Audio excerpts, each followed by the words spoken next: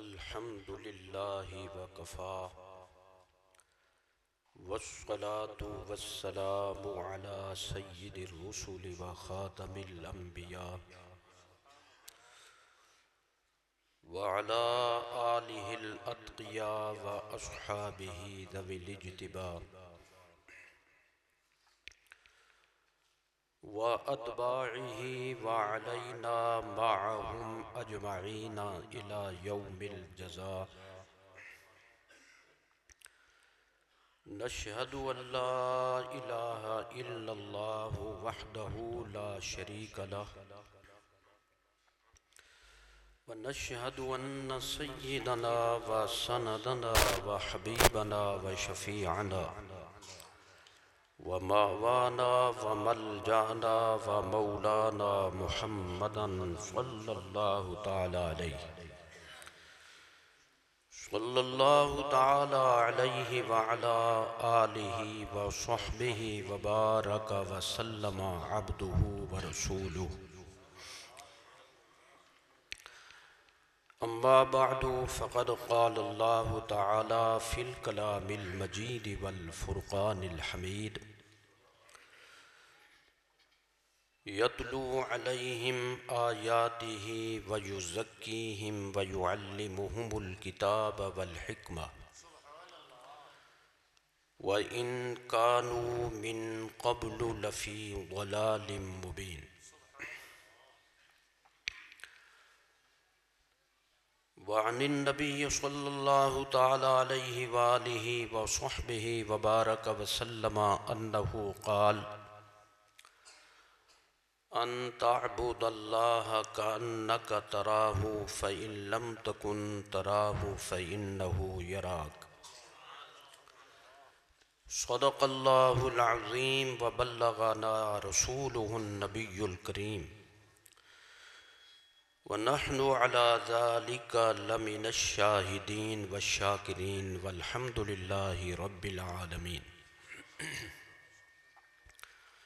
إن الله وملائكته يصلون على النبي يا أيها الذين آمنوا صلوا عليه وسلموا تسليما. اللهم صل وسلم وبارك على حبيبك وآله وصحبه أجمعين عدد خلقك ورضاء نفسك وزنة عرشك ومداد كلماتك. الصلاة والسلام عليك يا رسول الله. مل کر پڑھیے: الصلاة والسلام عليك يا حبيب الله. الصلاة والسلام عليك يا سيد المرسلين. الصلاة والسلام عليك يا شفيع المذنبين وعلى آلك وأصحابك يا رحمة للعالمين.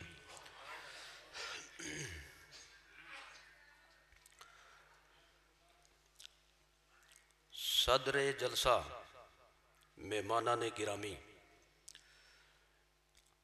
حضرات علماء و خطباء اہل سنت، قرائے کرام، ثناخانان عظام، سامعین محترم، حاضرین مکرم، برادران مسلک، ہمارے عزیز مولانا علامہ سید سمیع اللہ شاہ صاحب بخاری صلی اللہ تعالیٰ نے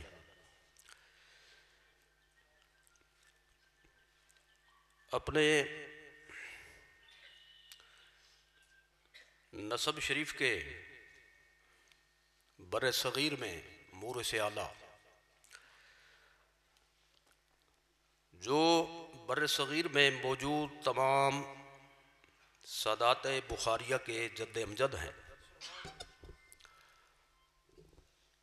حضرت امام الواصلین، قدوۃ العارفین، زبدۃ السالکین، حضرت سیدنا جلال الدین بخاری سہروردی اوچی رحمت اللہ تعالی علیہ ونور اللہ مرقدہ الکریم، ان کی یاد میں یہ محفل منعقد فرمائی۔ تھوڑے سے وقت میں چند باتیں عنوان کے مطابق حسب موضوع سماعت فرمائیں گے۔ ایک بات تو یہ سماعت فرمائیں کہ حضور سیدنا جلال الدین بخاری رحمۃ اللہ تعالی علیہ 7ویں صدی ہجری کے اکابر آل اللہ سے ہیں۔ آپ بخارا سے اچ شریف میں تشریف لائے۔ بخارا سے ایک جگہ پہلے ہجرت فرمائی تھی جس کو بکر کے نام سے یاد کیا جاتا تھا۔ اس دور میں جو اس علاقہ کے عظیم پیشوا تھے حضرت سید بدر الدین البکری رحمت اللہ تعالی علیہ، حضور سرور عالم صلی اللہ تعالی علیہ وسلم نے ان دونوں بزرگوں کو اپنی زیارت کا عالم رویا میں شرف عطا فرمایا۔ حضرت سید جلال الدین رحمت اللہ علیہ کو بھی اور حضرت سید بدر الدین رحمت اللہ علیہ کو بھی۔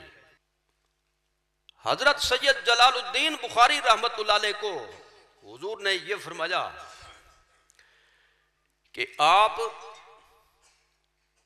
سید بدر الدین سے کہو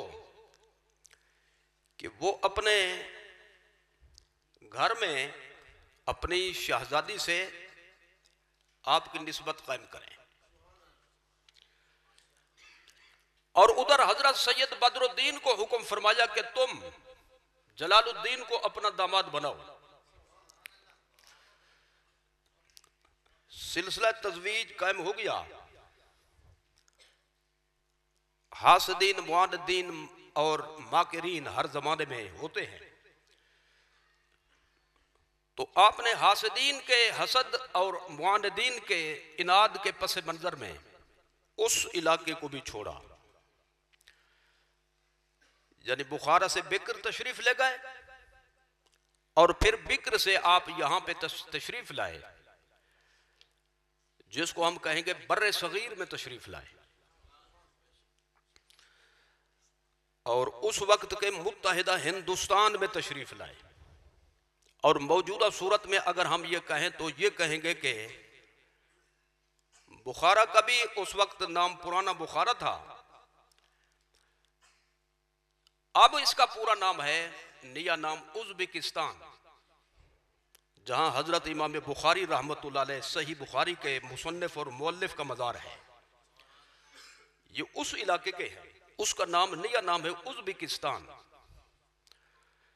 تو اگر نئے حوالے سے ہم اس جملے کو ادا کریں تو یوں کہیں گے کہ ازبکستان سے پاکستان تشریف لائے، یا بخارا سے اچ شریف تشریف لائے۔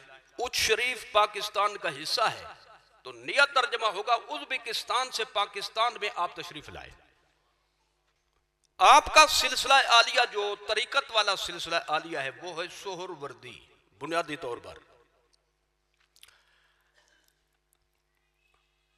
سہروردی سلسلہ کے جو مورث اعلیٰ ہیں وہ حضرت شیخ الشیوخ امام الاولیاء حضرت شہاب الدین سہروردی رحمت اللہ تعالی علیہ، جو فقہی اعتبار سے سنی شافی تھے، حضرت شیخ شہاب الدین سہروردی رحمت اللہ تعالی علیہ۔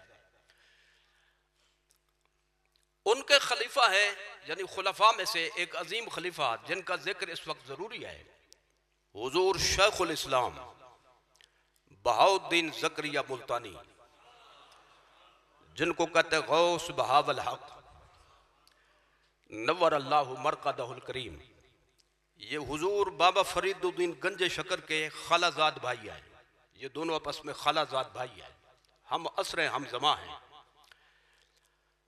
تو حضرت سید جلال الدین بخاری رحمت اللہ تعالی علیہ حضور شیخ الاسلام بہاؤالدین زکریا ملتانی رحمت اللہ علیہ کے مرید بھی ہیں اور ان کے خلیفہ بھی ہیں۔ تو ان کا جو سلسلہ عالیہ سور وردیہ ہے وہ حضور غوث بہاول حق کی نسبت سے ہے. اس سے آپ سمجھ سکتے ہیں کہ حضور غوث بہاول حق کا کتنا رتبہ ہے. ایسی عظیم و جلیل ہستیاں بھی ان کے مریدوں میں شامل ہیں. ایک بات میں یہاں پہ یہ عرض کر دوں کہ پرانے زمانے میں یہ رواج تھا کہ پوتے کا نام دادے والا ہوتا تھا. جیسے وہ ایک مثال ہے نا کہ تینو ست خیراں. یہ ست خیراں کیا ہوتی ہیں؟ تو میں پہلے اس کی بڑی تعویلیں کرتا تھا. بھائی شاش جہاد ہوتی ہے، یعنی دائیں بائیں آگے پیچھے اوپر نیچے 6 یہ ہو گئی، ایک ہوگی درمیان والی. تو مطلب یہ ساتوں میں سے جس طرف جاؤ جہاں بھی ہو تمہاری خیر ہو. لیکن ایک دفعہ ایک سید صاحب میرے پاس تشریف لائے. انہوں نے کہا جی میراث کا ایک مسئلہ ہے، اس کو حل کر دیں. یہ پرانے زمانے کی بات ہے، میں یوں کہوں کہ پچھلی صدی کی بات ہے. اب تو ہے نا 21ویں، وہ تھی 20ویں، سن 1900 کچھ، یعنی آخر حصے میں. انہوں نے مجھے اپنا سوال نامہ پیش کیا اور سوال لکھوایا.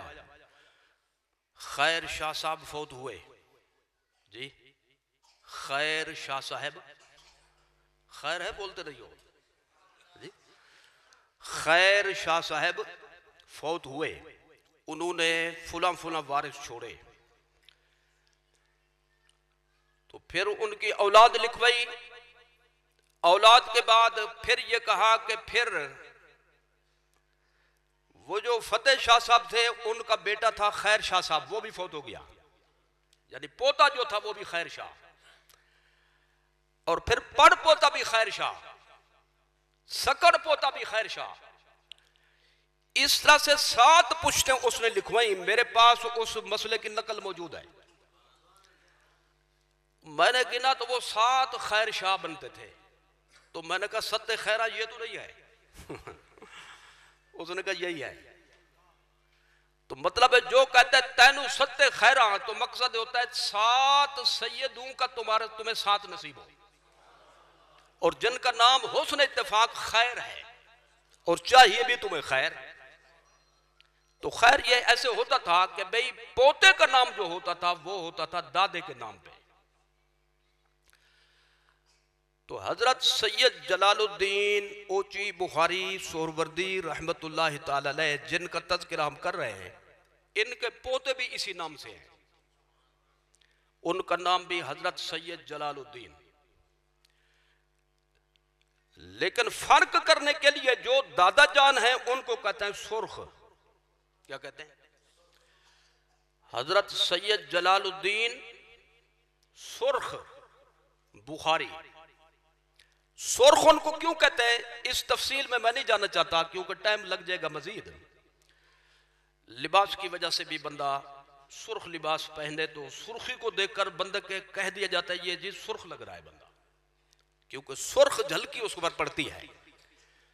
تو مختلف اس کی وجوہ ہے، میں ان میں نہیں پڑھنا چاہتا. تو ان کو کہتے ہیں سرخ بخاری. اور جو ان کے پوتے ہیں ان کا لقب ہے حضرت مخدوم جہانیاں جہاں گشت رحمت اللہ تعالی علیہ. ان کا مزار شریف بھی اوچ شریف میں ہے. یہ پوتے ہیں حضرت مخدوم جہانیاں، اور حضرت سید جلال الدین وہ جد امجد ہے، وہ دادا جان ہے. حضرت مخدوم جہانیہ کا اسم گرامی، ان کے والد صاحب کا اسم گرامی حضرت سید احمد کبیر. جی حضرت سید، یہ جو سلواتیں رکھتے ہیں نا بسا اوقات پھوڑے کی پھنسی کی، تینو ہدہ سید کبیر دا، احمد کبیر دا. جی تو یہ احمد کبیر ہے. تو یعنی جن کا نام پھوڑے کے ساتھ لے وہ جان چھوڑ جائے، اور ان کے سامنے سب کا نام لے یہ پیٹھ ہی نہ کرے، تو کتنی بڑی مصیبت ہے. پھوڑے جیسی مصیبت بھی نام لے تو چھوڑ جاتی ہے. خیر، تو حضرت سید احمد کبیر بخاری رحمت اللہ علیہ وہ والد ماجد ہیں حضرت مخدوم جہانیہ کے. تو مخدوم جہانیہ جو ہیں وہ پوتے ہیں حضرت سید جلال الدین سرخ بخاری رحمت اللہ تعالی علیہ کے. تو کہتے یہ ہیں کہ قرب الہی کے رتبے کے حوالے سے حضرت سید جلال الدین سرخ بخاری ان کا رتبہ بڑا ہے. ان کے رتبے کو سمجھنے کے لیے ذرا پوتے کے رتبے کو دیکھیں, اندازہ ہو جائے گا. بھی نہر کے پانی کو دیکھیں گے کہ لبالب چل رہی ہے تو دریا میں کتنا پانی ہوگا. تو حضرت سیدنا مخدوم جہانیہ رحمت اللہ تعالی علیہ, یہ بھی ایک حسن اتفاق ہے اور پر لطف بات ہے کہ حضرت سید جلال الدین سرخ بخاری رحمت اللہ علیہ یہ مرید اور خلیفہ ہیں حضرت غوث بہاول حق کے, اور حضرت مخدوم جہانیہ مرید اور خلیفہ ہیں حضرت شاہ رکن عالم کے, اور حضرت شاہ رکن عالم پوتے لگتے ہیں حضرت غوث بہاول حق کے. اور بھی دوسرے بزرگوں سے انہوں نے اکتساب فیض کیا, لیکن بنیادی جو ان کو ارادت حاصل ہے وہ حضرت شاہ رکن عالم سے حاصل ہے. تو حضرت مخدوم جہانیہ جہاں گشت رحمت اللہ تعالی علیہ, آپ اپنے وقت کے زبردست علماء دین میں سے ہیں, زبردست قرآن کے قاری ہیں اور کتب کثیرہ کے مصنف ہیں اور مرجع الخلائق ہیں. ان کے روحانی رتبے کو اور مقام کو سمجھنے کے لیے, یعنی حضور سیدنا جلال الدین بخاری رحمۃ اللہ علیہ کے مرتبے کو سمجھنے کے لیے ان کو ہم حوالہ بنا رہے ہیں کہ فیض لینے والوں کا مرتبہ دیکھیں, دینے والا خود بخود سمجھ آ جائے گا. حضرت مخدوم جہانیہ رحمت اللہ تعالی علیہ ایک دفعہ دہلی تشریف لے گئے. آپ نے کچھ شریف پہنچنا تھا بہت جلدی, سواری شواری جو چلتی تھی پتہ کرایا کوئی سواری نہ تھی. تو ایک دیوار کا ٹکڑا تھا, دیوار کا ٹکڑا دہلی میں. تو دیوار کے مالک سے کہا کہ یہ ٹکڑا مجھے چاہیے. اس نے کہا حضور آپ کیا کریں گے؟ آپ نے فرمایا میں نے اچ شریف پہنچنا ہے, اس پر بیٹھ کر. آپ اس پر بیٹھے اور دیوار کو حکم فرمایا کہ پوری سپیڈ سے چل اور فلاں وقت سے پہلے مجھے اچ شریف پہنچا دے.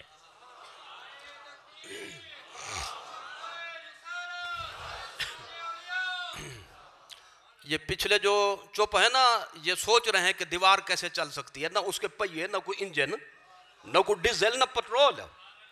ڈیزل شیزل کی کوئی ضرورت نہیں.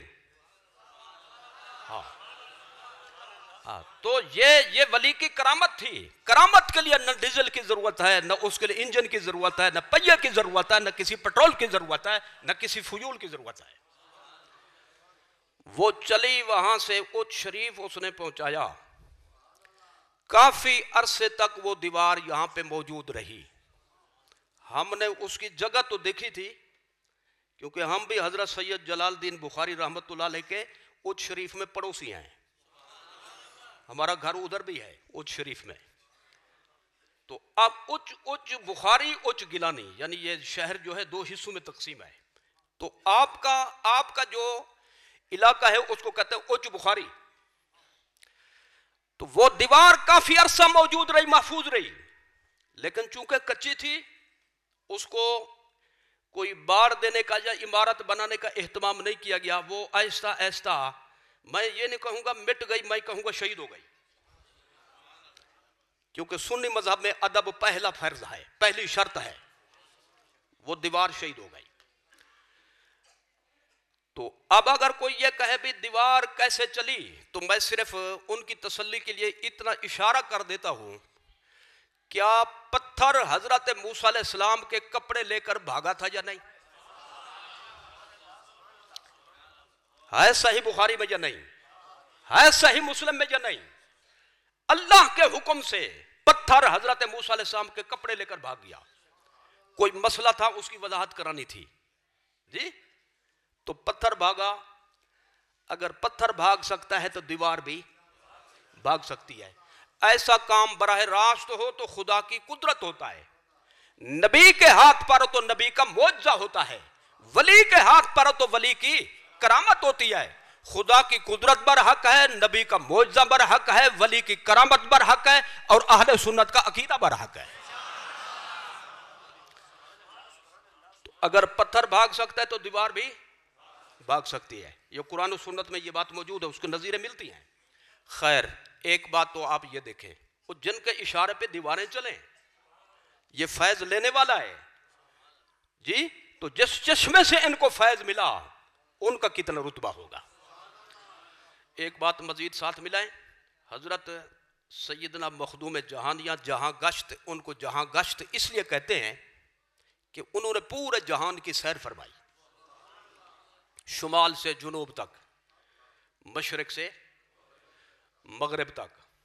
سیر اس لیے نہیں کہ جیسے لوگ جو ہے نا بس خواہ ٹائم پاس کرتے ہیں یا ٹائم ضائع کرتے ہیں, نہیں, آپ نے روح زمین کے تمام اس وقت موجود مشائخ کرام کا دیدار کیا, اور جہاں جہاں سمجھتے تھے یہاں فیض مجھے لینا چاہیے آپ نے ان سے حاصل فرمایا.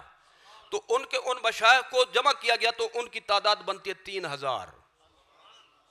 اس وقت 3000 مشائخ سے روح زمین پر انہوں نے سیر فرما کر ان سے فیض حاصل کیا. وہ یہاں بھی تشریف لائے تھے رحیم یار خان میں, یہ ایسے آباد نہیں ہے, ان کے قدم لگے ہوئے ہیں. جب روح زمین کی انہیں سیر فرمائی تو یہ جگہ بھی اس میں شامل ہے یا روح زمین سے خارج ہے جی؟ جب اللہ فرماتے ہیں ہر وقت دعا مانگو, تو جنازے کے بعد کا ٹائم بھی شروع اس میں شامل ہے یا خارج ہے؟ شامل ہے. تو جب روح زمین کی بات آ گئی تو یہ بھی زمین کا حصہ ہے, یہاں بھی تشریف لائے.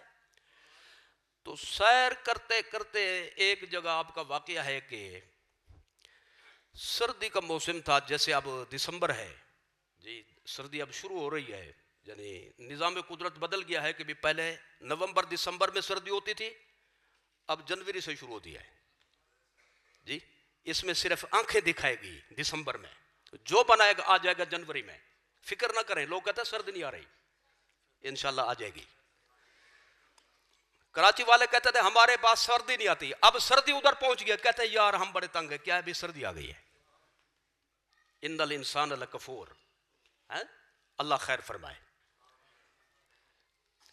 تو ایک جگہ سردی کے موسم میں آپ چلتے چلتے ایک رات سفر فرمائی, تو رات میں بارش بھی آ گئی اور سردی بھی بڑی زوردار تھی. دیہات میں ایک دروازہ کھٹکھٹایا, گھر والا باہر نکلا, فرمایا یار میں نے رات گزارنی ہے, سردی دیکھ رہے ہو, موسم دیکھ رہے ہو, تو میں تو رات گزارنے کے لیے میں نے آپ کو باہر نکالا, بلایا, آپ کو تکلیف دیا, کیا میری گنجائش ہے؟ اس نے کہا ہفتہ ہو گیا ہے میری بیوی تڑپ رہی ہے, بچہ پیدا نہیں ہوتا. اس نے شکل دیکھی نا, اس نے کہا مشکل کچھ آ گیا ہے,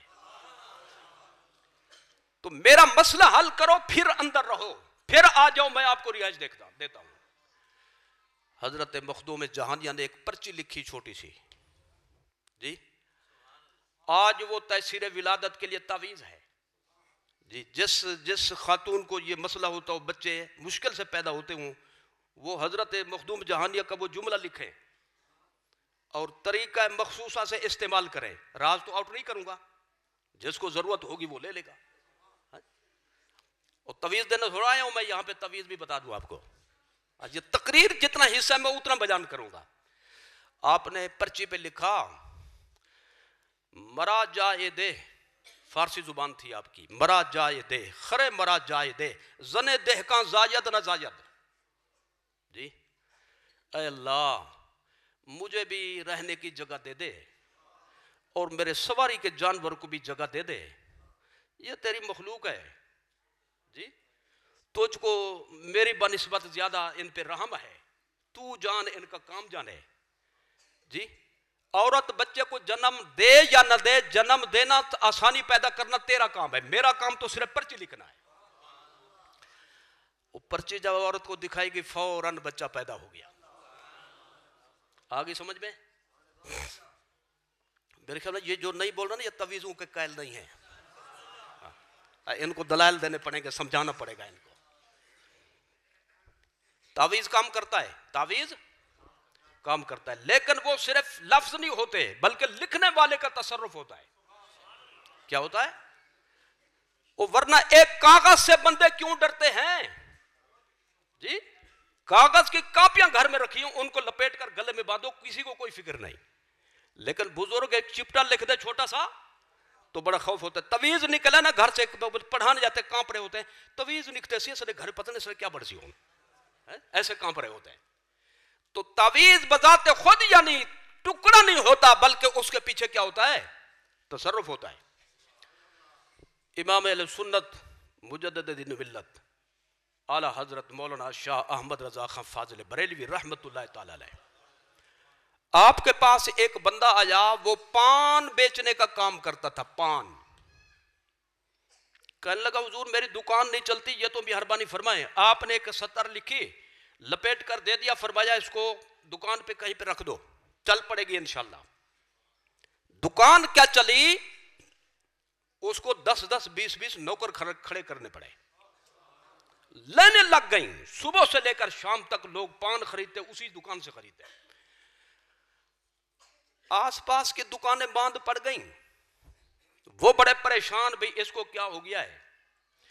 تو انہوں نے کہا یار کیا کیا تم نے, کیا پڑھا؟ انہیں پڑھا شڑا کچھ نہیں ہے, امام اہل سنت نے کوئی مجھے چھوٹی سی پرچی لکھ کر دی ہے, وہ میں نے رکھی ہوئی ہے. انہوں نے کہا وہ تو کھولو ذرا. اچھا, لوگوں میں مشہور ہے تعویذ کھول لیں تو اس کا اثر ختم ہو جاتا ہے. یہ ایک نفسیاتی بات ہے, ورنہ ختم شتم نہیں ہوتا. ختم شتم ایک نفسیاتی بات ہے, بس لوگوں کی سوچ ہوتی ہے پتہ نہیں کیا بنے گا. تو انہوں نے پرچی کھولی تو اس میں لکھا ہوا تھا لوگوں پان اس دکان سے خریدو. اعلی حضرت نے صرف یہ لفظ لکھا لوگوں پان اس دکان سے خریدو. لینے لگ گئی. جی ہم ساری کاپی پور کر دیں کچھ نہیں ہوگا, جو تصرف والا اس کا تصرف چلتا ہے. تو تعویذ برحق ہے, ماننے والوں کا ماننا بھی برحق ہے, اور نہ ماننے والوں کا نہ ماننا بھی, کیونکہ ان کے پاس نہ تعویذ ہے, نہ کوئی اثر ہے, نہ کوئی تصرف کرنے والا ہے. جی بولنے والوں کا بولنا برحق ہے, اور جو چپ بیٹھے ہیں ان کی خاموشی برحق ہے. سبحان اللہ. یعنی خاموشی کو برحق کہہ دیا, میری تقریر کو برحق نہیں کہا. ذرا انصاف دیکھیں. خیر اب آپ تیار ہو گئے ذہنی طور پر, سنیے جو میں بات کہنا چاہتا ہوں. تعویذ برحق ہے, کیا ہے؟ اچھا تو وہ حدیث جی کہاں جائے گی؟ التمائم وتے والا تو شرکن. یہ بڑی گشت کر رہی ہے یہ پرچی, یہ بھی سٹیکر چھپا ہوا ہے, لوگوں میں تقسیم کرتے ہیں. بات آگئی, چلو میں اس کو بھی واضح کر دوں. یہ تعویذ گنڈے شرک ہیں, حضور کا فرمان ہے, یہ تعویذ گنڈے شرک ہیں. میں نے اسی کے ترجمے میں جواب دے دیا ہے. اگر جاگ رہے ہوتے تو بالکل سمجھ جاتے, مجھے بولنے کی تکلیف کی ضرورت نہ تھی. یہ تعویذ گنڈے شرک ہیں. کیا کہا میں نے؟ یہ کون سے؟ جن کی طرف حضور نے اشارہ فرمایا, اور وہ تھے جو مشرک لکھتے تھے, جو بت پرست لکھتے تھے, جن میں بتوں کے نام ہوتے تھے. تو حضور نے فرمایا یہ شرک ہے, جو میرے غلام لکھیں گے وہ تو شرک کا کلا کما کرنے والے ہیں. تو تعویذ کا بھی اثر ہوتا ہے. حضرت مخدوم جہانیاں چلتے چلتے چلتے اپنی سیر و سیاحت کو جاری رکھتے ہوئے مدینہ طیبہ پہنچے.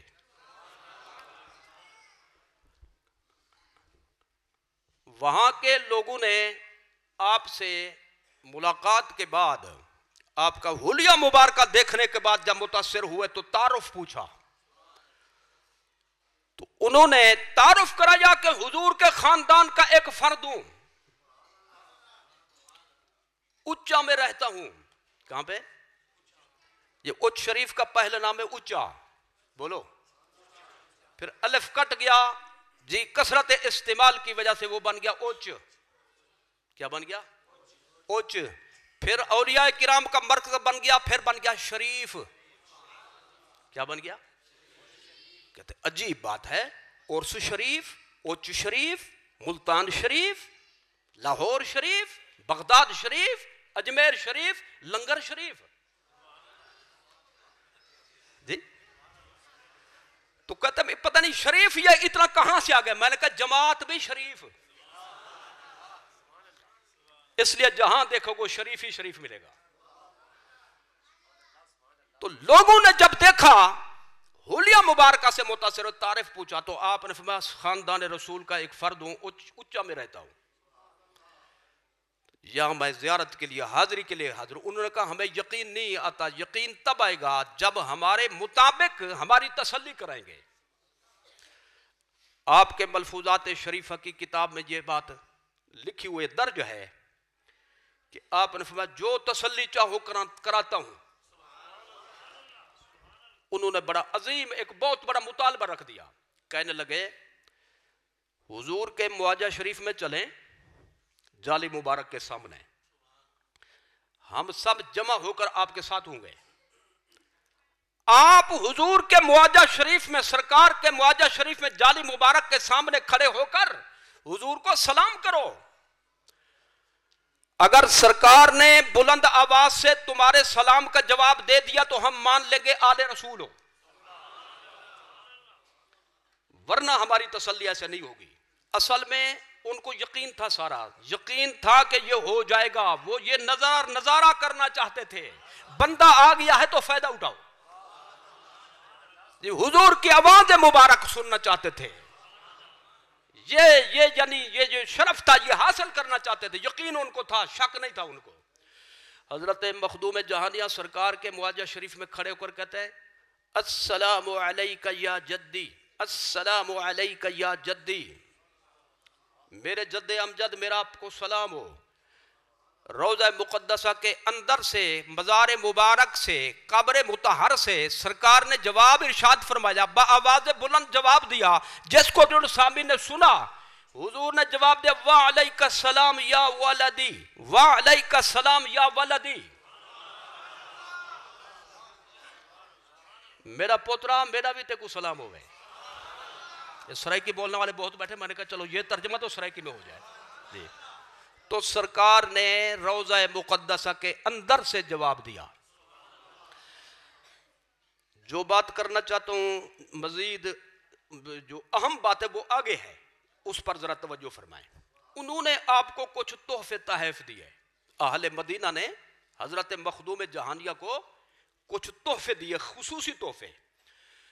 ان تحفوں میں ایک تحفہ یہ تھا، ایک پتھر پر ایک قدم کا نشان تھا، ایک پتھر پر قدم کا نشان تھا، اور اس کے بارے میں دو روایتیں ہیں۔ ایک روایت یہ ہے کہ سرکار کے قدم مبارک کا نشان ہے، اور دوسری روایت یہ ہے کہ یہ حیدر کرار کے قدم مبارک کا نشان ہے۔ تو حضرت مخدوم جہانیہ وہ اپنے ساتھ لائے، وہ پتھر آج بھی موجود ہے اوچ شریف میں، سبحان اللہ وہ کرے جو زیارت کر کے آئے، یعنی سب نے زیارت کی ہے تو پہلے کنجوسو کیوں کی، پہلے کیوں نہیں بولے، پہلے سبحان اللہ کہنے، فرمائشی کہنے سے پہلے دل سے تو نکلتی۔ وہ پتھر حضور مخدوم جہانیہ کے مزار شریف کے پہلو میں دروازے کے آگے ایک روضے کی شکل میں موجود ہے، قدم کا پورا نشان ہے جی۔ پتھر گارا بن گیا نبی کے قدم کے آگے، پتھر گارے کی شکل اختیار کر گیا دوسری روایت کے مطابق مولا علی کے آگے، اور وہ نشان آج تک موجود ہے۔ تو جو پتھروں کو چیر سکتے ہیں، اشارے سے گارا بنا سکتے ہیں، موم کر سکتے ہیں، وہ دل کی دنیا کو بھی آباد کر سکتے ہیں۔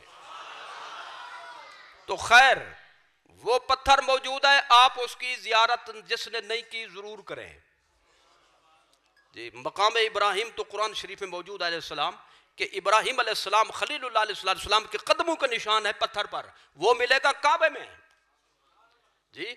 اگر اس کی جھلکی دیکھنا ہو، نظارہ دیکھنا ہو، تصدیق دیکھنا تو اوچ شریف جانا پڑے گا، جاؤ گے انشاءاللہ۔ برکتن بھی ہوتا ہے، فراڈ کے طور پہ بھی ہوتا ہے، اگر اللہ نے چاہا تو۔ بھئی کیوں نہیں گیا؟ کہتے میں نے تو انشاءاللہ کہا تھا، چاہتا تو میں جاتا جی۔ تو تبرکن کہیے گا، کنی کترانی کی نیت سے نہیں۔ تو چلو وعدہ کریں اوچ شریف جا کر اس قدم مبارک کے نشان کی زیارت کریں گے، انشاءاللہ ضرور کریں گے جی۔ تو اب ذرا توجہ فرمائیں یہ پتھر کا نشان یہ کہاں سے آیا؟ یہ آیا مدینہ طیبہ سے۔ تو جب تک یہ پتھر موجود ہوگا تاریخ کا یہ واقعہ سامنے آئے گا کہ حضرت مخدوم جہانیہ نے سرکار کے روضے انور پر سلام کیا تھا تو سلام کا جواب آیا تھا۔ جواب وہ دیتا ہے جو سنتا ہو، سنتا وہ ہے جو زندہ ہو۔ تو لہذا حیات النبی کا عقیدہ آج کا عقیدہ نہیں، شروع سے یہی عقیدہ چلا رہا ہے۔ امام اہل سنت نے تو صرف اس کا ترجمہ کر دیا ہے، اس کی تدوین فرمائی ہے، تو زندہ ہے واللہ، تو زندہ ہے واللہ، میرے چشم عالم سے چھپ جانے والے۔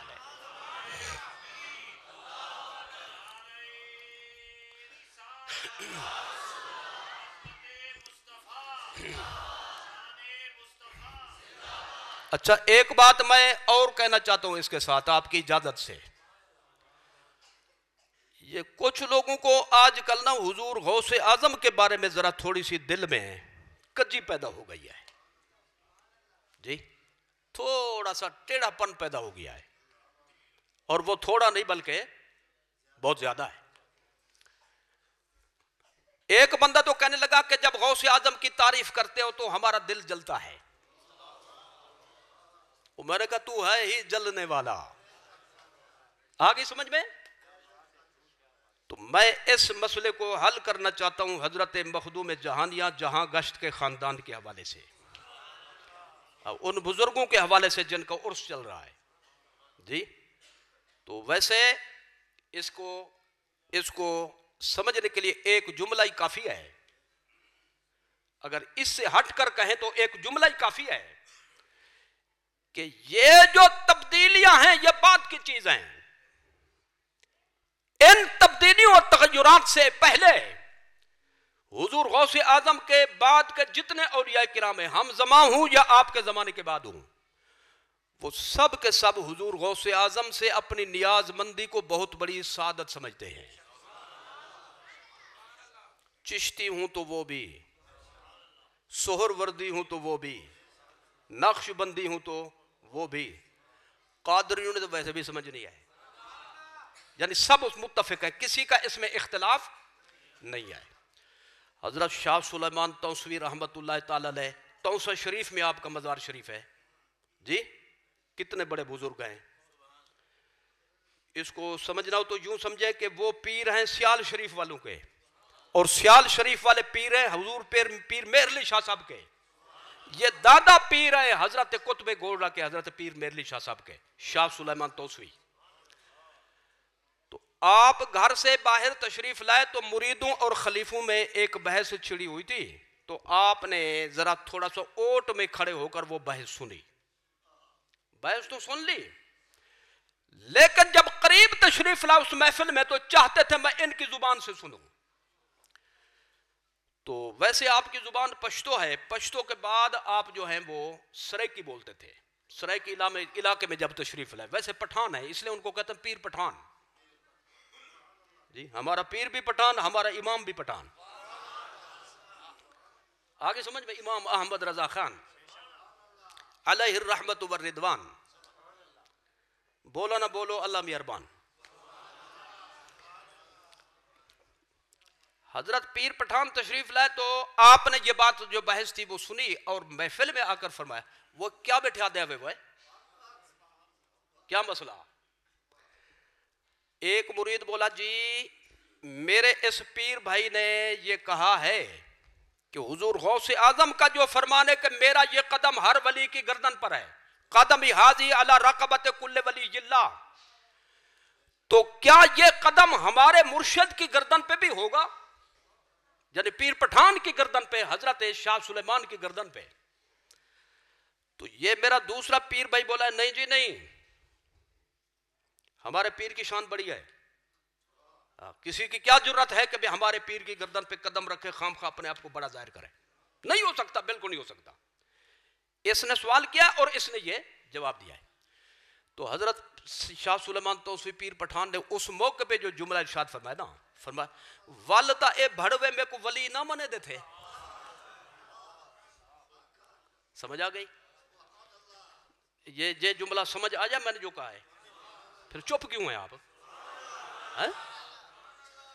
بھڑوا جو ہے یہ بہت بہت سخت لفظ ہے، جو حیا سے آری ہو، شرم سے پاک ہو میں ادب سے کہوں چلو، چٹا ہو، ٹھیک ہے، اس کو کہتے بھڑوا، غیرت سے خالی ہو۔ تو فرماؤ بے غیرتو، بے شرمو، تم یہ سمجھ رہے میری تعریف کر دی تمہیں؟ جی مجھے تو ولیوں کی لسٹ سے ہی خارج کر دیا۔ ولی تو ہے ہی وہی جس کی گردن پہ شہنشاہ بغداد کا قدم ہو۔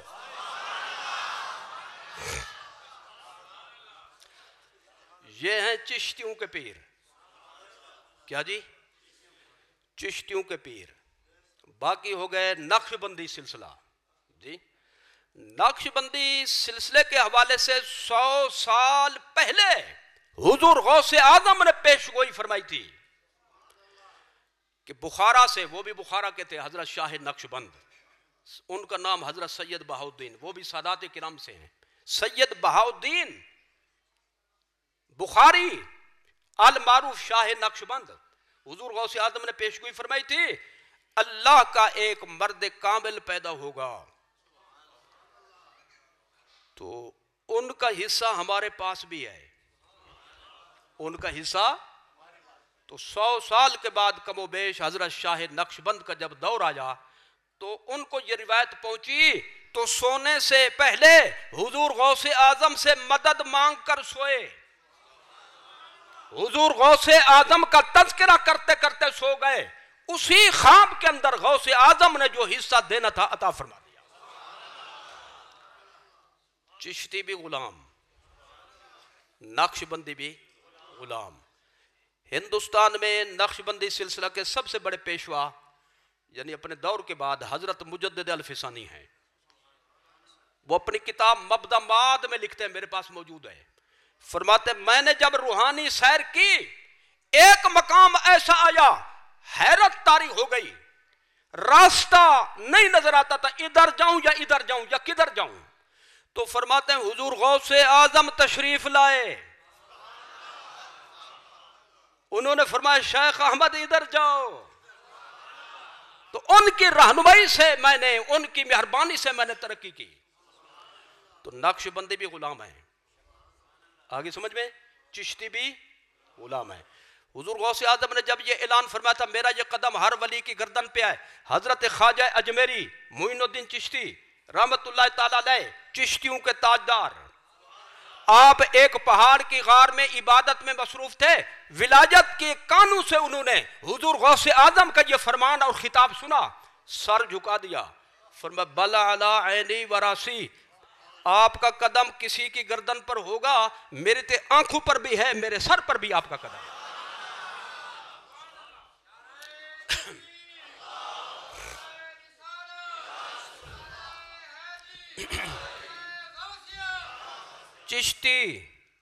چشتیوں پر فرض ہے کہ وہی کہیں جو ان کے پیروں نے سمجھایا۔ نقش بندی وہ آپ نے سن لیا جی، اب رہ گئے سہر وردی۔ میں حوالہ بھی ایسا نہیں پیش کر رہا کہ جس کو کوئی بندہ ہلا سکے، شیخ محقق اپنے قلم سے لکھ رہے ہیں، شیخ محقق شاہ عبدالحق محدث دہلوی، انہوں نے بر صغیر کے اولیاء کرام کاملین کے حالات پہ ایک مفصل کتاب لکھی، اخبار الاخیار، فارسی میں بھی ہے، اردو بھی ترجمہ اس کو ہو چکا ہے، تو فارسی میرے پاس موجود ہے، اردو بھی موجود ہے، اس میں حضرت مخدوم جہانیہ کے حالات میں یہ بات موجود ہے۔ آپ فرماتے تھے حضرت مخدوم جہانیہ، کیا فرمایا آپ نے؟ فرمایا حضور غوث اعظم کی روایت مجھے پہنچی ہے، طوبیٰ لمن رآنی والے من رآ من رآنی والے من رآ من رآ من رآنی، جس خوش نصیب صحیح العقیدہ مسلمان نے مجھے دیکھا وہ جنتی ہے، یہ حضور غوث اعظم کا فرمان ہے، اور جس خوش نصیب صحیح العقیدہ نے میرے دیکھنے والے کو دیکھا وہ بھی جنتی ہے، اور جس خوش نصیب نے میرے دیکھنے والے کے دیکھنے والے کو دیکھا جی وہ بھی جنتی ہے۔ آگے آپ نے فرمایا میں نے فلاں بزرگ کی زیارت کی، اس بزرگ نے حضرت شیخ شہاب الدین سہروردی کی زیارت کی، اور حضرت شیخ شہاب الدین سہروردی نے حضور غوث اعظم سے فیض لیا، ان کی زیارت کی، لہذا حضور غوث اعظم کے اس فرمان کی روشنی میں بھی جنتی ہوں۔ یہ کون کہہ رہا ہے جی؟ سلسلہ عالیہ سہروردی کے پیشوا کہہ رہے ہیں۔ آگ بھڑک اٹھی، اس نے ایک جگہ کو، مال کو لپیٹ میں لے لیا، بجھنے کا نام نہیں لے رہی تھی۔ حضرت مخدوم جہانیہ نے مٹی جمع کی اور یا شیخ عبد القادر جیلانی کہہ کر آگ پر پھینک دیا، آگ بجھ گئی۔ تو معلوم ہوا نقش بندی بھی غلام ہے۔ ہمت کرو، چلو چپ کرنے کی ہمت کرو، کوئی بات نہیں، کوئی کرو تو صحیح نا، ویسے تو نہیں بیٹھنا چاہیے بندے کو۔ نقش بندی غلام، چشتی بھی غلام، سہروردی بھی، قادری تو ویسے غلام ہے۔ یعنی یوں سمجھے جو چشتی ہیں وہ بھی قادری ہیں جی۔ وہ باپ کا نام سن کر خوش ہونا چاہیے یا ناراض ہونا چاہیے؟ حضور غوث اعظم روحانی باپ ہے ہمارے سب کے، آگے سمجھ میں جی۔ تو نقش بندی، سہروردی، چشتی، سب کے سب سلاسل حضور غوث اعظم کے نیاز مند ہیں۔ اچھا مجھے ایک بات بتائیں بھائی، یہ بتائیں کہ بھائی جو چشتی ہیں وہ 11ویں کرتے ہیں کہ نہیں؟ یہ سوچ میں کیوں پڑ گئے؟ یا چشتی بیٹھے نہیں ہیں؟ میں جیسے پوچھوں وہی بتائے، باقی چپ رہیں۔ چشتی 11ویں کرتا ہے کہ نہیں؟ نقش بندی جی، سہروردی، قادریوں نے تو ویسے بھی کرنی ہے۔ تو جب ان سے کوئی معاذ اللہ تعلق ہی نہیں تو ان کا عرس کرنے کی کیا ضرورت ہے؟ عرس تو ہر کوئی کرتا ہے اپنے مرشد کا جی، اپنے اپنے آستانے کا۔ تو حضور غوث اعظم کا عرس سارے سلاسل کرتے ہیں۔ چشتی ہے تو 11ویں شریف، نقش بندی ہے تو 11ویں شریف، سہروردی ہے تو 11ویں شریف جی۔ اس کا مطلب ہے جو چشتی، نقش بندی، سہروردی کہلا کر 11ویں نہ منائے وہ 2 نمبر قادری ہے، وہ 2 نمبر چشتی ہے، وہ 2 نمبر نقش بندی ہے، وہ 2 نمبر سہروردی ہے۔ 1 نمبر وہی ہوگا کہ جو اپنے مرشدوں کے وساطت سے حضور غوث اعظم کا غلام ہوگا۔ میں نے یہ ضمناً ایک بات کہی بھی، حضور غوث اعظم کے بارے میں ایک ذرا نفرت کا وہ اٹھ رہا ہے، تو میں نے کہا چلو میں بھی تھوڑی سے اس کو پانی پھینک دوں، اس پہ کچھ نہ کچھ تو بوجھ جائے، ٹھیک ہے بھائی۔ اگلی بات اور آخری بات میں عرض کرنا چاہتا ہوں اور بات کو ختم کرنا چاہتا ہوں۔ کچھ لوگ یہ کہتے ہیں کہ جو شعبہ ان صوفیہ کرام کا ہے وہ بالکل بے اصل ہے، جو شعبہ ان صوفیہ کرام کا ہے وہ بالکل کہتے ہیں بے اصل ہے۔ تو میں اس کے بارے میں صرف اتنا عرض کروں گا کہ بے اصل وہ کہتا ہے جس کو اس سے کوئی کسی قسم کا فیض حاصل نہ ہو، کوئی برکت اس کو نہ ملی ہو۔ ایک بندہ جب تک کسی چیز کو چکھے نہیں، اس کا ذائقہ معلوم نہ کرے، اس کو اندازہ نہیں ہو سکتا۔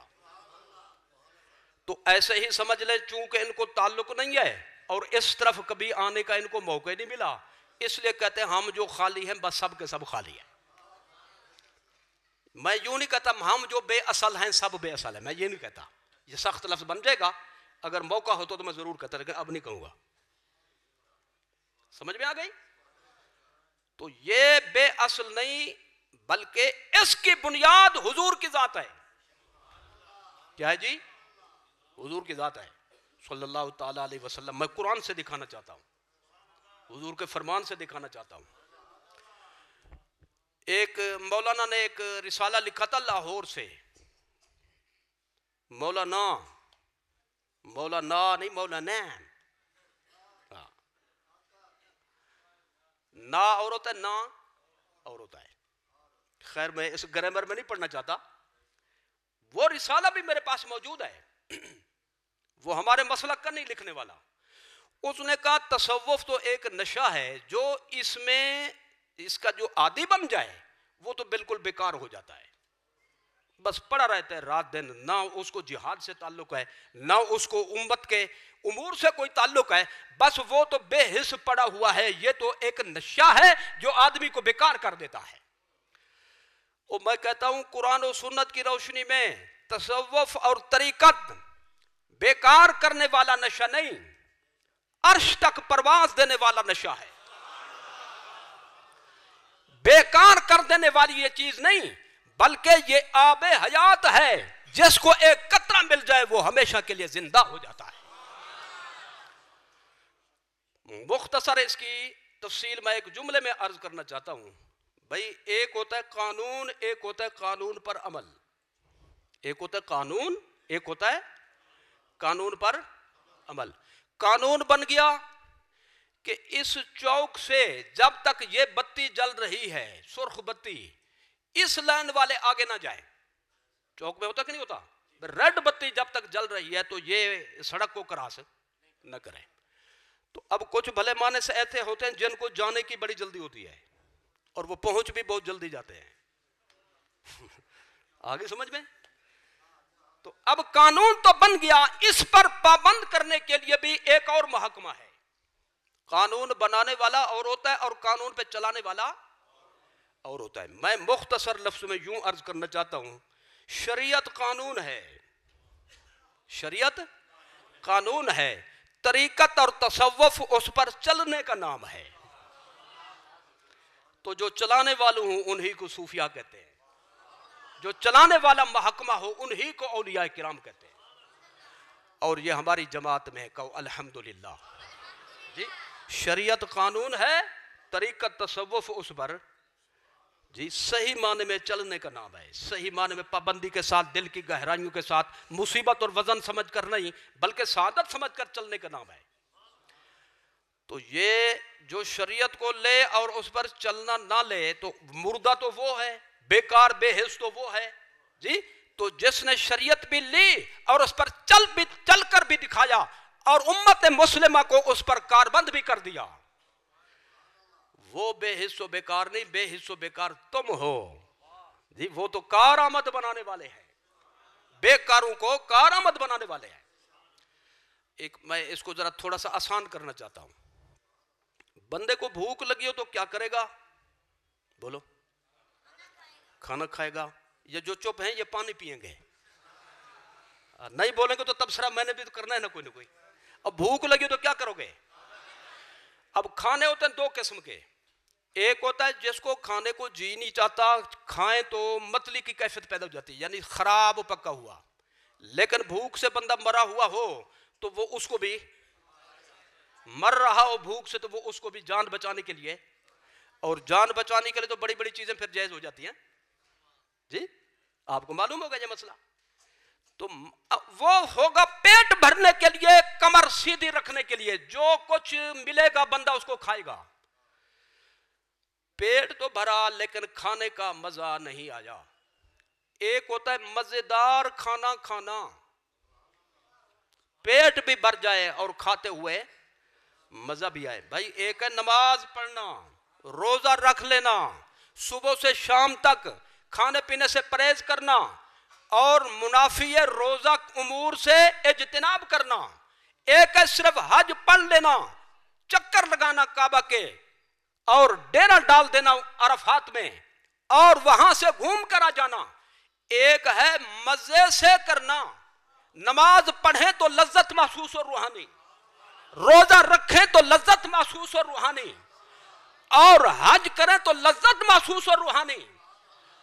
تو اگر کسی نے وہ عمل کر لیا، نماز پڑھ لی، روزہ رکھ لیا، کھانا پوری تو ہو گئی.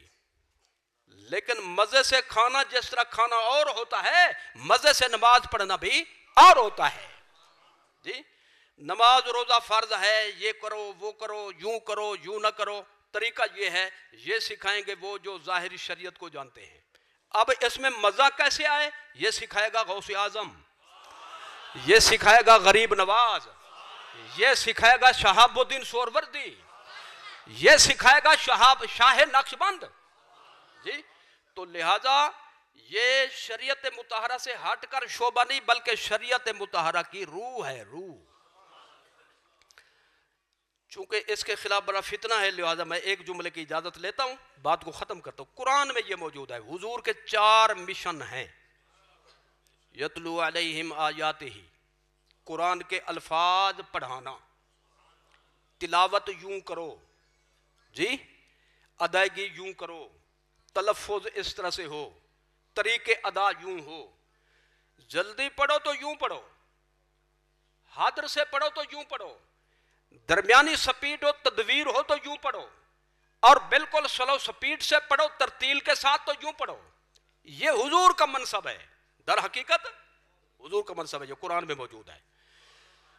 دوسری وَيُعَلِّمُهُمُ الْكِتَابَ وَالْحِكْمَةَ، قرآن کا ترجمہ اور تفسیر سمجھاتے ہیں حضور، یہ بھی حضور کا مشن ہے۔ والحکمہ، حدیث نبوی کی تلقین فرماتے ہیں، اپنی حدیث کا علم دیتے ہیں، یہ بھی حضور کا مشن ہے۔ اور چوتھا مشن ہے وَيُزَكِّيهِمْ، وَيُزَكِّيهِمْ، حضور صرف قرآن نہیں پڑھاتے، ترجمہ نہیں سمجھاتے، تفسیر نہیں بتاتے، حدیث سے آگاہ نہیں فرماتے، بلکہ اندر کو بھی پاک کرتے ہیں۔ دل کی جو بیماریاں ہیں، فسق و فجور اور دل کو کالا کرنے والے امور، حضور ان سے بھی پاک کرتے ہیں۔ پڑھنے کا فائدہ نہیں جب تک دل صاف نہ ہو، پڑھانے کا فائدہ نہیں جب تک دل صاف نہ ہو، پڑھنے پڑھانے کا فائدہ نہیں جب تک تزکیہ حاصل نہ ہو۔ اور تزکیہ یہ کس کا منصب ہے؟ یہ حضور کا منصب ہے۔ وَيُزَكِّيهِمْ، اندر کو صاف کرنا، یہ بھی حضور کا مشن ہے، حضور کا منصب ہے۔ تو حضور کے یہ مشن رہتی دنیا تک رہیں گے، چاروں کے چاروں مشن حضور کے موجود تھے، ہیں، اور انشاءاللہ پوری آب و تاب کے ساتھ موجود رہیں گے۔ قرآن کے الفاظ پڑھائے جا رہے ہیں یا نہیں؟ یہ جی ناظرہ کی کلاس ہے، یہ حفظ کی کلاس ہے، یہ تجوید و قرات کی کلاس ہے، چل رہی ہے نہیں چل رہی؟ یہ ترجمہ کی کلاس ہے، یہ تفسیر کی کلاس ہے، چل رہی ہے کہ نہیں؟ یہ بخاری شریف کی کلاس ہے، یہ دورہ حدیث ہے، چل رہا ہے کہ نہیں؟ تو یزکیم کہاں گیا ہے؟ یہ غوث اعظم کا دربار ہے، یہ خواجہ غریب نواز کا آستانہ ہے، یہ شاہ نقشبند کی محفل ہے، یہ شیخ شہاب الدین سہروردی کی خانقاہ ہے۔ یہ خانقاہیں جو ہیں یہاں سے حضور کے جو انوار ظاہر ہوئے دنیا میں پھیلے، وہ ہیں وَيُزَكِّيهِمْ کی تعبیر کرنے والے، وہ ہیں یُزَكِّيهِمْ کی تفسیر کرنے والے۔ تو یُزَكِّيهِمْ کے جو وارثین ہیں انہی کو صوفیاء کرام کہتے ہیں، انہی کو اولیاء کرام کہتے ہیں۔ اور یہ در حقیقت حضور کا منصب ہے۔ کس کا منصب ہے؟ سرکار کا منصب ہے۔ ایک حدیث شریف ہے جس کو حدیث جبریل کہتے ہیں، جبریل علیہ السلام انسان کی شکل میں، نوجوان کی شکل میں آئے تھے حضور کی خدمت میں، سفید کپڑے پہنے ہوئے تھے، کالی داڑھی مبارک تھی، کالی کالی زلفیں تھیں، ایسا لگتا تھا جیسے ابھی غسل خانے سے نہا کر تازہ تازہ صاف ستھرا ہو کر بندہ آ جائے۔ صحابہ کرام فرماتے ہمیں بڑا تعجب ہوا، تھا مسافر لیکن سفر کا کوئی نشان نہ تھا، اور بڑا تعجب یہ ہوا ادھر کا ہوتا تازہ کپڑا تبدیل کر کے آ جائے تو ہم اس کو جانتے ہوتے۔ تو تعجب میں ہم بڑے مبتلا ہو گئے، ہم نے کہا دیکھیں اب کرتا کیا ہے۔ حضور کے سامنے اس نے 3 دفعہ اجازت مانگی، صحیح میں آ جاؤں؟ حضور میں آ جاؤ، اجازت ہو تو میں آ جاؤں؟ حضور میں کہہ تو رہا ہوں آ جاؤ، اور صحیح ایک بار پھر میں عرض کرتا ہوں، گزارش کرتا ہوں، اجازت ہے میں بیٹھ جاؤں؟ 3 دفعہ اجازت مانگی حضرت آنے والے نے۔ آ کر حضور کے سامنے وہ بندہ ایسے بیٹھا جیسے اتحیات میں نمازی بیٹھتا ہے، بڑے ادب کے ساتھ یوں بیٹھ گیا، یا حضور کے گھٹنوں مبارک پر یا ران مبارک پر ہاتھ رکھ لیا، دونوں ترجمے ہیں۔ اب اس نے کہا حضور میں کیا کہتے ہو؟ اس نے کہا کچھ مسئلے پوچھنے ہیں۔ فرمایا پوچھو کیا پوچھنا چاہتے ہو؟ اس نے ایک تو پوچھا یہ بتائیں کہ اسلام کیا ہوتا ہے؟ حضور نے تشریح بیان فرمائی، کلمہ پڑھنا، نماز، روزہ، حج، زکات۔ اس نے کہا بالکل ٹھیک کہا آپ نے، صدق تھا آپ نے، بالکل سچ کہا۔ حضرت عمر فرماتے ہمیں بڑا تعجب ہوا، یسألہ ویصدقہ، ہے پوچھنے والا پھر تصدیق کیسے کرتا ہے؟ جی اگر اس کو معلوم تھا پوچھا کیوں، معلوم نہیں تھا تو تصدیق کیسے کرتا ہے؟ خیر ہم نے کہا دیکھتے ہیں آگے کیا ہوتا ہے۔ کہنے لگا یہ بتائیں ایمان کیا ہوتا ہے؟ حضور میں ایمان یہ ہوتا ہے اللہ کو مانے، اس کے نبیوں کو مانے، رسولوں کو مانے، کتابوں کو مانے، آخرت کو مانے، تقدیر کو مانے۔ اس نے پھر وہی کہا صدقت، آپ نے بالکل سچ کہا۔ آگے اس نے یہ کہا اخبرنی عن الاحسان، مجھے یہ بتائیں کہ اصل نیکی بندے کو کب ملے گی؟ کیا ملے گی؟ نیکی نہیں، اصل نیکی، نیکی کا مزہ، نیکی کی لذت، نیکی کی حلاوت، نیکی کی مٹھاس، نیکی کی چاشنی۔ یعنی نماز تو پڑھ رہا ہے، مزہ کب آئے گا نماز پڑھنے کا؟ روزہ تو رکھ رہا ہے، لذت کب آئے گی روزہ رکھنے کی؟ احکام پہ عمل تو کر رہا ہے جی، اس کو روحانی مٹھاس اور حلاوت کب نصیب ہوگی؟ حضور نے یہ نہیں فرمایا جا جا بھائی جا، ایمان بھی میں نے بیان کر دیا، اسلام بھی بیان کر دیا، جس نے کلمہ پڑھ لیا، نماز روزہ پڑھ لیا، سب کو جا گیا اس میں۔ اصل نیکی تو یہی ہے، آمنت باللہ و ملائکتی و کتبی، جس نے پڑھ لیا ایمان تو اس کو مل گیا۔ اب تیسری چیز کون سی ہے؟ کوئی چیز نہیں رہ جاتی، بلکہ حضور نے فرمایا ہاں، کلمہ پڑھ لینے کے بعد، اسلام لانے کے بعد، آمنت باللہ آخر تک مان لینے کے بعد، مزہ اس وقت آئے گا جب بندے کے اندر یہ تصور قائم ہوگا، ان تعبد اللہ کأنک تراہ فإن لم تکن تراہ فإنہ یراک۔ خلاصہ اس کا یہ بنتا ہے، بندے کے دل میں 24 گھنٹے کھڑا ہے تو بھی تصور ہو، بیٹھا ہے تو بھی، ایسا بولیں کو سن لے جی، لیٹا ہے تو بھی، کسی جگہ جا رہا ہے تو بھی، گھر میں ہے تو بھی، خلوت میں ہے تو بھی، جلوت میں ہے تو بھی، دکان پہ سودا دے رہا ہے تول کر اور ترازو کو ذرا گھمانے کے لیے جی، تو بھی وہ تصور ہو، تب اصل نیکی اور نیکی کا مزہ اس کو ملے گا۔ وہ کیا ہے؟ حضور نے فرمایا تیرے دل میں یہ تصور ہو تو اللہ کو دیکھ رہا ہے، اگر یہ تصور نہ ہے تو یوں تصور کر اللہ تجھے دیکھ رہا ہے۔ اب ایک بندہ یہ تصور کرے کہ میں اللہ کو دیکھ رہا ہوں یا اللہ مجھے دیکھ رہا ہے، کوئی غلط کام کرے گا؟ کوئی ہے؟ غلطی کرنے لگے گا تو سامنے تصور ہوگا اللہ مجھے دیکھ رہا ہے، میں اللہ کو دیکھ رہا ہوں، تو برائی نہیں کرے گا، نماز نہیں چھوڑے گا، روزہ نہیں چھوڑے گا۔ اکیلی جگہ پہ چوری کا موقع مل جائے تو یہ جو چپ ہیں کیا کریں گے؟ آئی سمجھ میں؟ موقع ہو بھی سے نہیں کرے گا اس تصور کی برکت سے۔ اور میں کہتا ہوں کلمہ سکھایا فقہا نے جی، طہارت کا طریقہ سکھایا فقہا نے، نماز روزے کا طریقہ سکھایا فقہا نے، آمنت باللہ و ملائکتی یہ کلمے پڑھنا سکھایا فقہا نے۔ مزہ کب آئے گا ان کے پڑھنے کا؟ مٹھاس کب نصیب ہوگی؟ چاشنی کب ملے گی؟ یہ سکھایا صوفیاء کرام نے، یہ سکھایا غوث اعظم نے، بڑوں کو نام لینے سب کا نام اس میں آ جائے گا، یہ سکھایا خواجہ غریب نواز نے، یہ سکھایا شاہ نقشبند نے، یہ سکھایا حضرت شہاب الدین سہروردی نے، اور یہی سکھایا حضرت جلال الدین حیدر سرخ بخاری نے۔ انہی کا اور سو رہا ہے نا جی۔ تو یہ جو شعبہ ہے یہ حضور کا شعبہ ہے، اصل میں مشن حضور کا ہے، وارث ہیں ان کے، کیا ہے جی، اور یہ اعلیٰ شعبہ ہے سب سے، پڑھنے سے بھی اوپر، پڑھانے سے بھی اوپر، کیونکہ اصل مقصود ہے تزکیہ۔ تزکیہ حاصل نہ ہو تو پڑھنے پڑھانے کا کوئی فائدہ نہیں، اور تزکیہ نصیب نہیں ہو سکتا جب تک تزکیہ کرنے والوں سے تعلق نہ ہو۔ ایک بندہ درزی بننا چاہتا ہو جی، گھر میں بیٹھے بیٹھے بن جائے گا، کیا کرے گا؟ ٹیلر ماسٹر سے ٹریننگ حاصل کرے گا، کپڑا کاٹتے کیسے ہیں جی، تاکہ وہ الٹا نہ کاٹ بیٹھے نا، سارا تھان ہی خراب کر دے جی۔ سلائی کیسے کرتے ہیں؟ وہ ایک چھوٹے سے چھوٹا بندہ بھی ایک کسی منصب پہ آنا چاہے تو اس کو شاگردی حاصل کرنے پڑتی ہے، کسی نہ کسی کی صحبت سنگت اختیار کرنی پڑتی ہے جی، تعلیم حاصل کرنی پڑتی ہے۔ تو دل کی دنیا کو آباد کرنا جو سب سے بڑا شعبہ ہے اور حضور کا سب سے بڑا مشن ہے، تو اس کو سیکھنے کے لیے غوث اعظم کی کیوں ضرورت نہیں، خواجہ غریب نواز کی کیوں ضرورت نہیں، شاہ نقشبند کی کیوں ضرورت نہیں، شہاب الدین سہروردی کی کیوں ضرورت نہیں؟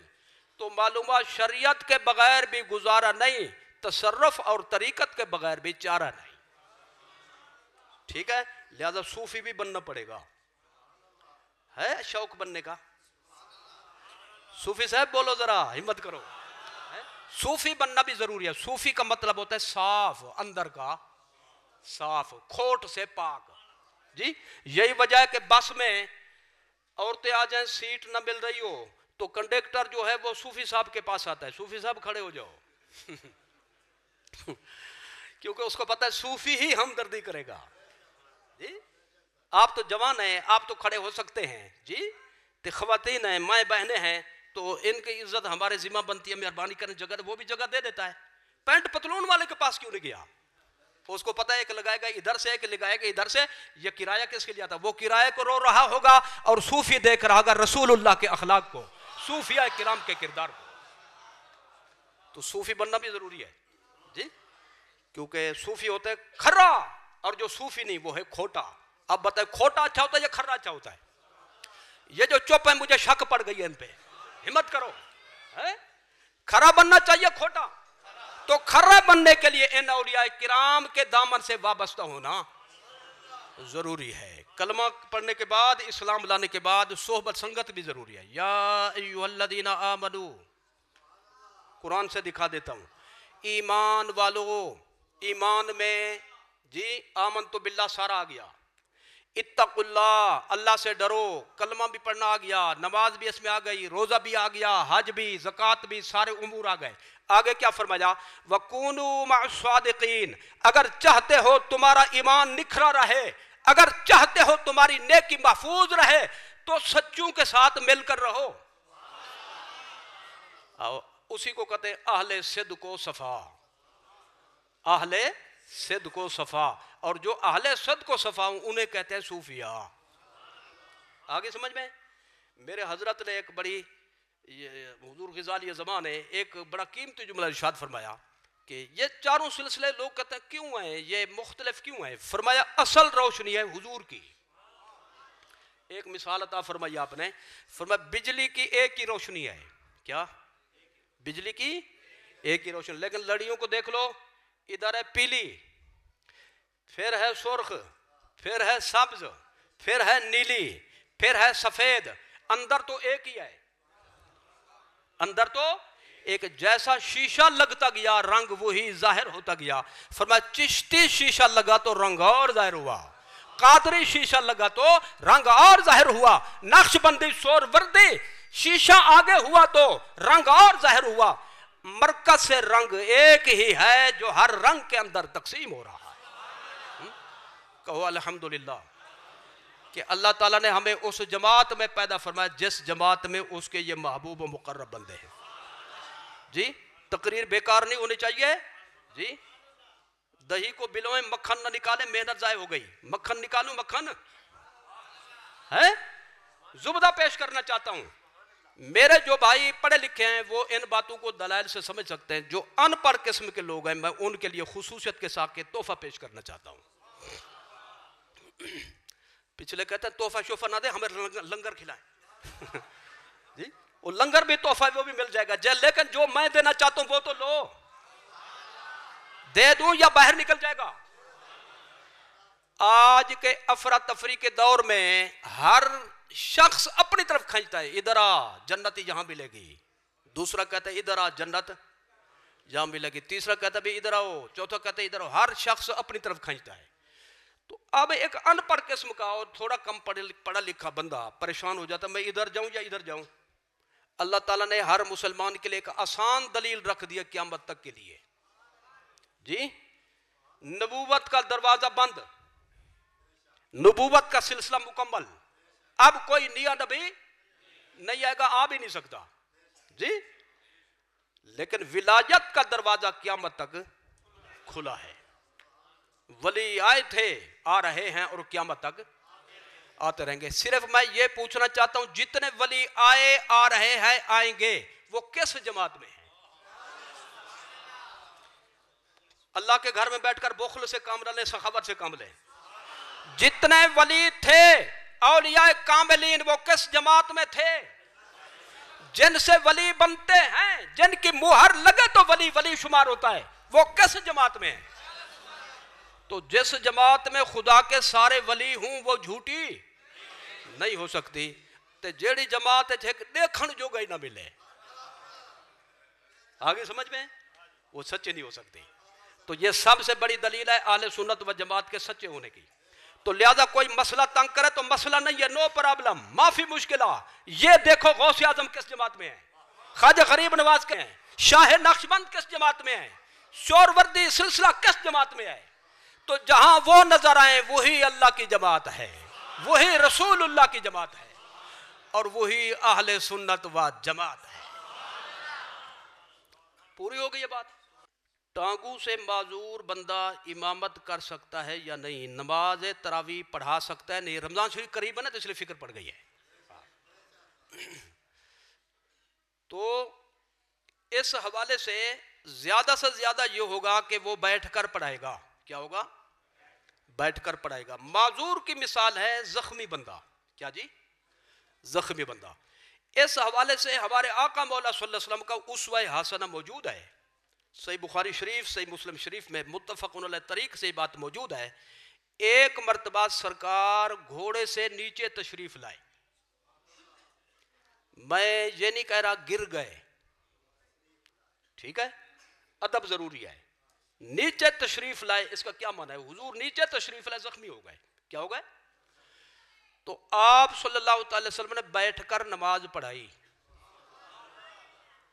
جی صحابہ کرام نے حضور کے پیچھے پڑھی، تو حضور نے بیٹھ کر پڑھائی تو سب نے بیٹھ کر پڑھی، کیونکہ مسئلے کی وضاحت ابھی نہیں ہوئی تھی۔ امام بیٹھ کر پڑھائے تو پچھلا بیٹھے یا کھڑا ہو، تو چونکہ وضاحت کوئی نہیں تھی لہذا انہوں نے کہا حضور کی پیروی ضروری ہے، حضور بیٹھ کر پڑھا رہے تو ہم بیٹھ کر ہی پڑھیں۔ حضور نے ساری نماز بیٹھ کر پڑھائی تو صحابہ کرام نے بیٹھ کر پڑھی، تو رسول اللہ صلی اللہ تعالی وسلم نے جو مسئلے کی نوعیت تبدیل فرمانی تھی اس کی وضاحت فرما دی۔ فرمایا جب امام نماز پڑھائے تو اس کی پیروی کرو، لیکن جو کھڑے ہو کر پڑھ سکتا ہے معذور نہیں، اس کو تکلیف نہیں، وہ کھڑے ہو کر پڑھے گا۔ آپ بتائیں جواب آ گیا کہ نہیں آ گیا جی؟ تو امام بیٹھ کر پڑھائے تو مقتدی کھڑے ہو کر اس کے پیچھے پڑھ سکتا ہے، لیکن ایک شرط ہے، شرط یہ ہے کہ رکوع سجدہ کر سکتا ہو۔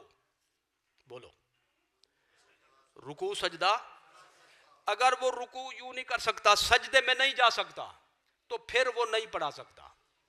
کیا ہوگا؟ وہ شرعی معذور ہوگا۔ کیا ہوگا؟ یہ ٹانگوں سے معذور ہے، میں شرعی معذور کی بات کر رہا ہوں۔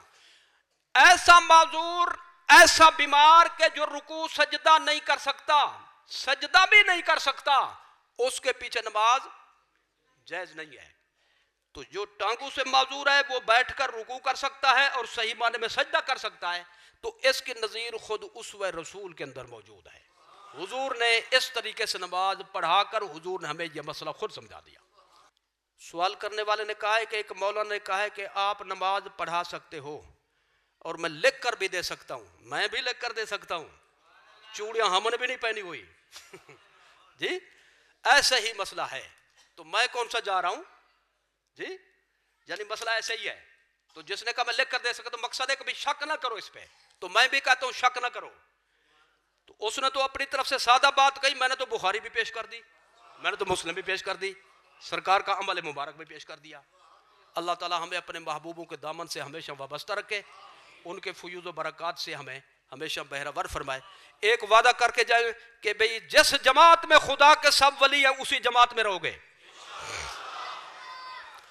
یہ جو سر نیچے کر رہا ہے اس کا سر اوپر کرو، ہاں جو چھپ رہا ہے اس کو ظاہر کرو، اسی جماعت میں رہیں گے جس جماعت میں سارے اولیاء کرام ہیں۔ اور وہ کون سی جماعت ہے؟ وہ ہے اہل سنت و جماعت۔ وما علینا الا البلاغ المبین۔ مصطفیٰ جان رحمت پہ لاکھوں سلام، شمع بز میں ہدایت پہ لاکھوں سلام، شمع بز میں ہدایت پہ لاکھوں جس طرف اٹھ گئی دم میں دم آ گیا جس طرف اٹھ گئی دم میں دم آ گیا اس نگاہ عنایت پہ لاکھوں سلام مصطفیٰ جان رحمت پہ یا الہی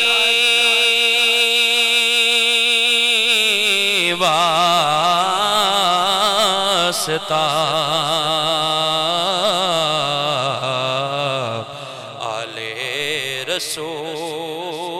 رسول یہ سلام